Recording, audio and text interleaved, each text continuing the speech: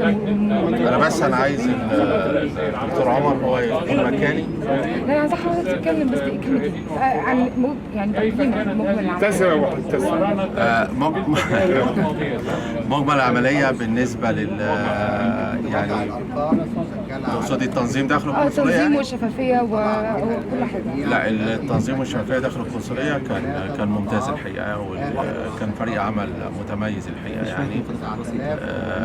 كان في مخالفات بسيطه اثناء الخمس ايام سجلناها في البتاع، لكن معظمها يعني ما كانش من قبل القنصليه، كان الحقيقه من قبل المرشح المنافس او الناخبين بتوعه. لكن لم والحاجات دي تؤثر على متسجله في النتيجة. المحاضر يعني.